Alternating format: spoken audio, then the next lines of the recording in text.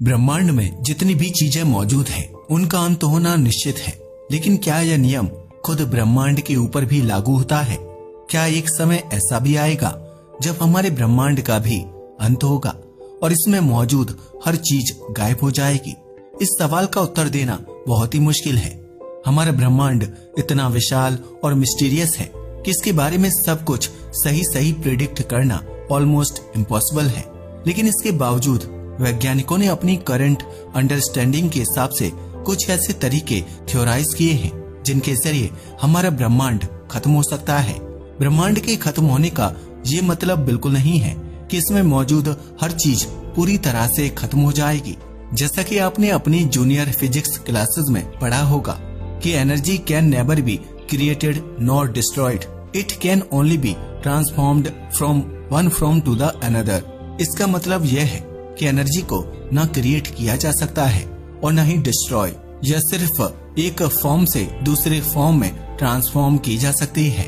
हमारा ब्रह्मांड मुख्य रूप से दो चीजों से बना हुआ है। पहला है मैटर और दूसरा है एम्प्टी स्पेस। इन दोनों के बीच में ही जंग होने की वजह से हमारे ब्रह्मांड का अंत होगा। जो इस जंग में जीतेगा वह इस ब्रह्मांड के अंत होने का भी कारण बन जाएगा। अब इंटरेस्टिंग बात यह है कि मैटर और एम्प्टी स्पेस में जमीन आसमान का फर्क है। इनमें से जो भी इस कॉस्मिक वॉर को जीतेगा वह अपने तरीके से ब्रह्मांड को उसके अंत की ओर ले जाएगा। मैटर की सेना में वह चीजें मौजूद हैं जो ब्रह्मांड को एक साथ बांधने में मदद करती है। इसका सबसे बड़ा हिस्सा खुद मैटर ही है, यानी ब्रह्मांड में मौजूद पार्टिकल्स और उनसे बनने वाले अलग अलग स्ट्रक्चर्स। इसके बाद इन पार्टिकल्स को आपस में बांधे रखने वाले फोर्सेस जैसे स्ट्रॉन्ग न्यूक्लियर फोर्स और ग्रेविटेशनल फोर्स इस सेना का एक बहुत ही महत्वपूर्ण हिस्सा है। अंत में आता है इस सेना का वह सिपाही जो सामने तो कभी नहीं आता, लेकिन कॉस्मिक लेवल पर चीजों को बांध कर रखने में सबसे बड़ा रोल निभाता है। हम बात कर रहे हैं मिस्टीरियस डार्क मैटर की। हम इस मैटर को देख तो नहीं सकते, लेकिन इसके द्वारा किए जाने वाले करिश्मों पर जरूर नजर डाल सकते हैं। स्क्रीन पर दिखाई जाने वाली तस्वीर में आप इस ब्रह्मांड के सबसे बड़े स्ट्रक्चर यानी Hercules corona borealis great wall को देख रहे हैं, जहां हमारा पूरा का पूरा ऑब्जर्वेबल यूनिवर्स 93 अरब प्रकाश वर्ष चौड़ा है। वहीं यह अकेला स्ट्रक्चर 10 अरब प्रकाश वर्ष लंबा, 7.2 अरब प्रकाश वर्ष चौड़ा और 1 अरब प्रकाश वर्ष गहरा है। यह स्ट्रक्चर इतना विशाल है कि इसके एक छोर से दूसरी छोर तक जाने में आपको 10 अरब सालों का समय लग जाएगा। गैलेक्सी सुपर क्लस्टर्स के आपस में जुड़ने की वजह से इस विशाल गैलेक्सी फिलामेंट की फॉर्मेशन हुई है और इसके पीछे सबसे बड़ा हाथ डार्क मैटर का ही है। डार्क मैटर नॉर्मल मैटर से बने विशाल ऑब्जेक्ट्स को आपस में बांध कर रखता है। अगर हमारे ब्रह्मांड में डार्क मैटर नहीं मौजूद होता तो गैलेक्सी सुपर क्लस्टर्स तो छोड़िए, खुद गैलेक्सीज की ही फॉर्मेशन ना हो पाती। मैटर और उससे जुड़े दूसरे फैक्टर्स को छोड़कर हमारे ब्रह्मांड में सिर्फ एम्प्टी स्पेस मौजूद है। अब दिखने और कहने में भले ही यह एम्प्टी हो, लेकिन इसके अंदर भी एक इंट्रिंसिक एनर्जी मौजूद होती है। इंट्रिंसिक एनर्जी का मतलब है एक ऐसी एनर्जी जो स्पेस की खुद की प्रॉपर्टी होती है और किसी भी तरीके से उसे स्पेस से अलग नहीं किया जा सकता। यह एनर्जी कई दशकों से वैज्ञानिकों को परेशान करती आ रही है और इसके मिस्टीरियस नेचर के चलते ही इसे डार्क एनर्जी नाम से बुलाया जाता है। 20वीं सदी में एडविन हबल ने यह डिस्कवर किया था कि हमारा ब्रह्मांड प्रकाश की गति से भी तेज रफ्तार से फैल रहा है। इस तेज एक्सपेंशन के पीछे किसी और का नहीं बल्कि डार्क एनर्जी का ही हाथ है। डार्क मैटर और डार्क एनर्जी भले ही सुनने में भाई बहन जैसे लगे, लेकिन इनका नेचर एक दूसरे से कम्प्लीटली अपोजिट होता है। जहाँ डार्क मैटर चीजों को पास लाने का काम करता है, वहीं डार्क एनर्जी चीजों को एक दूसरे से दूर करने का काम करती है। मैटर और डार्क एनर्जी के बीच होने वाली जंग में 3 सिनेरियो क्रिएट हो सकते हैं। पहला सिनेरियो वह होगा जिसमें डार्क एनर्जी की मात्रा लगातार बढ़ती जाएगी और मैटर की सीना का असर कम होता जाएगा। दूसरी सिनेरियो में डार्क एनर्जी की मात्रा कांस्टेंट रहेगी, जिसका एक मतलब ये भी है कि मैटर और डार्क एनर्जी में से कोई भी एक दूसरे से नहीं जीत पाएगा। तीसरी सिनेरियो में मैटर की सीना डार्क एनर्जी को परास्त कर देगी और अपने हिसाब से ब्रह्मांड को उसके अंत तक ले जाएगी। यह 3 सिनेरियो ही ब्रह्मांड के अंत को डिसाइड करेंगे, इसलिए आइए इन्हें थोड़ा ध्यान से समझते हैं। Number 1, dark energy remains constant, heat, death और बिग फ्रीज। अगर हमारे ब्रह्मांड में डार्क एनर्जी की मात्रा कांस्टेंट रहती है तो वो डार्क मैटर और गुरुत्वाकर्षण को डायरेक्टली नहीं हरा पाएगी, लेकिन जैसे जैसे समय बीतता जाएगा वैसे वैसे डार्क एनर्जी का असर भी ज्यादा होता जाएगा। ऐसे में ना जीतते हुए भी डार्क एनर्जी इस जंग को जीत जाएगी। जैसा कि मैंने आपको पहले ही बताया था कि हमारा ब्रह्मांड लगातार फैल रहा है। यह फैलाव असल में ब्रह्मांड के अंदर मौजूद अंतरिक्ष में हो रहा है। जहाँ जहाँ भी एम्प्टी स्पेस मौजूद है वहाँ वहाँ डार्क एनर्जी का भी बसेरा है और यह एनर्जी नए स्पेस को क्रिएट करने का काम करती है। अगर हमारे ब्रह्मांड में डार्क एनर्जी कांस्टेंट रहती है तब भी ब्रह्मांड फैलना बंद नहीं करेगा। ब्रह्मांड के लगातार एक्सपेंड होने की वजह से आकाश गंगाएं एक दूसरे से दूर जाने लगेंगी। एक समय ऐसा आएगा जब इस एक्सपेंशन की रफ्तार इतनी ज्यादा हो चुकी होगी कि तारे भी एक दूसरे से दूर जाने लगेंगे। इससे आकाश गंगाओं का अस्तित्व ही खत्म हो जाएगा। एक समय ऐसा आएगा जब ब्रह्मांड में मौजूद धूल और गैस भी एक दूसरे से दूर जाने लगेगी और नए तारों का निर्माण होना बंद हो जाएगा। आज से करीब 100 ट्रिलियन सालों बाद आकाश गंगाओं में मौजूद सारे तारे खत्म हो चुके होंगे। बस बची होगी तो उनकी डेड बॉडीज। इन डेड बॉडीज को वैज्ञानिक न्यूट्रॉन स्टार्स, व्हाइट डॉर्फ्स और ब्लैक होल्स के नाम से बुलाते हैं। न्यूट्रॉन स्टार्स और व्हाइट डॉर्फ्स ब्रह्मांड में रोशनी का आखिरी सोर्स होंगे और कुछ क्वाड्रिलियन सालों बाद ये भी शांत पड़ जाएंगे।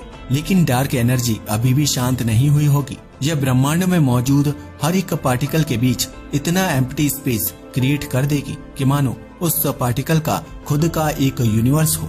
इतना सब कुछ बीतने के बाद भी ब्रह्मांड में एक ऑब्जेक्ट अभी भी आराम से अपनी जिंदगी जी रहा होगा।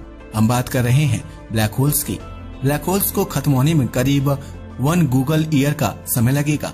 यह इतने साल है जितने हमारे ब्रह्मांड में एटम्स तक नहीं है।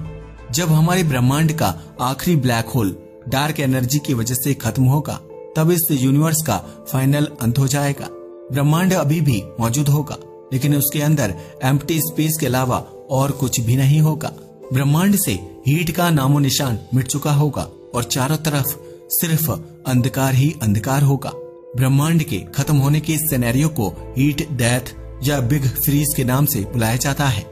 इस सिनेरियो को देखकर आपको ऐसा लग रहा होगा जैसे यहाँ पर डार्क एनर्जी की जीत हुई है, लेकिन यह पूरी सच्चाई नहीं है। भले ही डार्क एनर्जी ने एटम्स को एक दूसरे से बहुत दूर कर दिया हो, लेकिन वो प्रोटॉन्स, न्यूट्रॉन्स और इलेक्ट्रॉन्स को एक दूसरे से अलग करने में कभी भी सक्षम नहीं हो पाएगी। यहाँ पर ब्रह्मांड का अंत तो हो चुका होगा लेकिन मैटर अभी भी सही सलामत बचा होगा।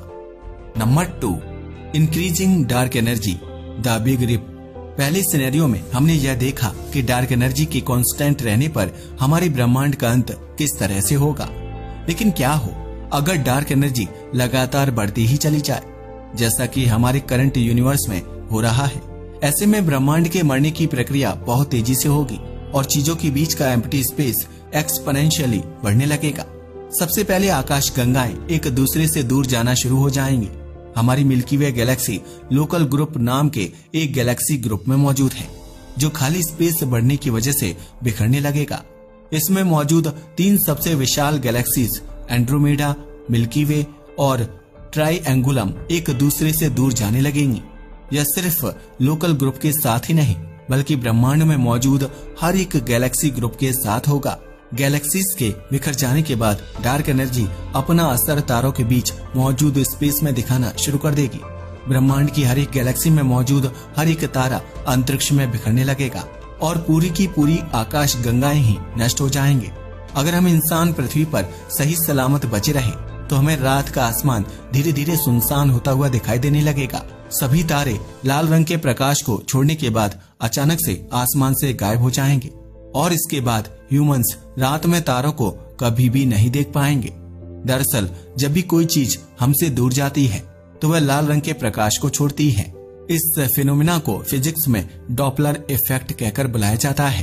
तारों के एक दूसरे से दूर हो जाने के बाद बारी आएगी स्टार सिस्टम्स की। हमारे सूर्य और पृथ्वी के बीच की दूरी तेजी से बढ़ने लगेगी इसकी वजह से पृथ्वी पर तापमान में एक बड़ी गिरावट आएगी और चारों तरफ अंधेरा छा जाएगा। पृथ्वी पर रहने वाले हर एक जीव जंतु की मृत्यु हो जाएगी और यह अंतरिक्ष में ऐसे ही टहलती रहेगी। लेकिन पृथ्वी भी ज्यादा लंबे समय के लिए जीवित नहीं रह पाएगी। डार्क एनर्जी इसके बाद अपने एक्सट्रीम रूप में आने लगेगी और ब्रह्मांड में मौजूद हर एक सॉलिड चीज को टुकड़ों में बिखेरने लगेगी। अंत में यह एटॉमिक लेवल तक पहुंच जाएगी, जिस वजह से प्रोटॉन्स और इलेक्ट्रॉन्स के बीच की दूरी बढ़ेगी और एटम्स टूटने लगेंगे। हीट डेथ के सिनेरियो में मैटर कंप्लीट रूप से नहीं हारा था, क्योंकि यूनिवर्स के अंत के बाद भी एटम्स सही सलामत बचे हुए थे। लेकिन इस सिनेरियो में मैटर पूरी तरह से तबाह हो जाएगा।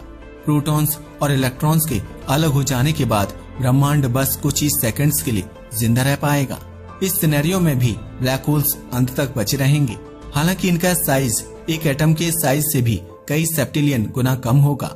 ब्रह्मांड के अंत के साथ साथ जब इनका भी अंत होगा, तब कई ट्रिलियन सुपरनोवा के बराबर की एनर्जी अंतरिक्ष में रिलीज होगी। इसके तुरंत बाद ही डार्क एनर्जी इतनी पावरफुल हो चुकी होगी कि वह स्पेस टाइम को ही तोड़ देगी। अब हमारे ब्रह्मांड में भूत, वर्तमान और भविष्य जैसी कोई भी चीज नहीं होगी और यहीं पर ब्रह्मांड का अंत हो जाएगा। इस सिनेरियो को द बिग रिप के नाम से जाना जाता है और करंट अंडरस्टैंडिंग के मुताबिक हमारे ब्रह्मांड का अंत कुछ इसी तरह से होगा। वैज्ञानिक बताते हैं कि अगर बिग रिप सच में हुआ तो इसके प्रूफ हमें आज से 20 अरब साल बाद ही दिखने शुरू हो जाएंगे। अगर हम अपने करंट यूनिवर्स को ही देखें तो इसमें हमें डार्क एनर्जी क्लियरली जीतती हुई दिखाई देती है। ब्रह्मांड में मौजूद 94% गैलेक्सीज आज हमारी पहुंच से कंप्लीटली बाहर है। अगर हम प्रकाश की रफ्तार से भी उन तक जाने की कोशिश करते हैं तो भी हम वहां तक कभी नहीं पहुंच पाएंगे। हमारे ब्रह्मांड की शुरुआत तो एक छोटे से बिंदु से हुई थी, लेकिन आज यह इतने बड़े पैमाने पर फैल चुका है। इससे यह क्लियरली पता चलता है कि धीरे धीरे हमारा ब्रह्मांड द बिग रिप की ओर ही बढ़ रहा है। Number 3, decreasing dark energy, the big crunch. पिछले 2 सिनेरियो में हमने मैटर को बुरी तरह से हारते हुए देखा, लेकिन खुशी की बात यह है कि एक ऐसा तरीका जरूर है जिसमें मैटर और उसकी सेना की कंप्लीट रूप से जीत हो सकती है। क्या हो अगर हमारे ब्रह्मांड में मौजूद डार्क एनर्जी की मात्रा कम होने लगे? ऐसे में ब्रह्मांड में मौजूद मैटर गुरुत्वाकर्षण बल और डार्क मैटर की वजह से एक दूसरे के करीब आने लगेगा। धीरे धीरे ब्रह्मांड की डेंसिटी बढ़ने लगेगी और डेंसिटी बढ़ने के साथ साथ इसके तापमान में भी एक बड़ा इंक्रीज देखने को मिलेगा। जिस तरह से द बिग रिप में तारे एक दूसरे से दूर जा रहे थे, वैसे ही इस सिनेरियो में तारे एक दूसरे के करीब आकर टकराने लगेंगे। ब्रह्मांड में मौजूद हर एक ऑब्जेक्ट एक दूसरे के नजदीक आने लगेगा और यूनिवर्स का साइज छोटा होने लगेगा। हमारे सौरमंडल में मौजूद ग्रह आपस में टकराने लगेंगे और रात का आसमान धीरे धीरे लाल रंग का दिखाई देने लगेगा। इस केस में एम्प्टी स्पेस की जगह रेडिएशन लेने लगेगी, जिसका तापमान पूरे यूनिवर्स के एवरेज तापमान को कई गुना तक बढ़ा देगा। एक समय ऐसा आएगा जब इस रेडिएशन का तापमान तारों के तापमान से भी ज्यादा हो जाएगा। यह रेडिएशन तारों को जलाना शुरू कर देगी, बिल्कुल वैसे ही जैसे सूर्य अरबों सालों से मरकरी ग्रह को जला रहा है। चीजें जैसे जैसे एक दूसरे के नजदीक आती जाएंगी, वैसे वैसे ब्रह्मांड अपने अंत की ओर और भी नजदीक पहुंचता जाएगा। अंत में ब्रह्मांड का सारा मैटर एक छोटे से बिंदु में आकर इकट्ठा हो जाएगा और यह ब्रह्मांड हमेशा हमेशा के लिए खत्म हो जाएगा। इस सिनेरियो को द बिग क्रंच के नाम से बुलाया जाता है और इसकी होने के चांसेस थियोरेटिकली सबसे कम है। अगर डार्क एनर्जी का असर भविष्य में जरा सा भी कम होगा तो इसका अंदाजा हमें आने वाले 10 करोड़ सालों में ही लग जाएगा।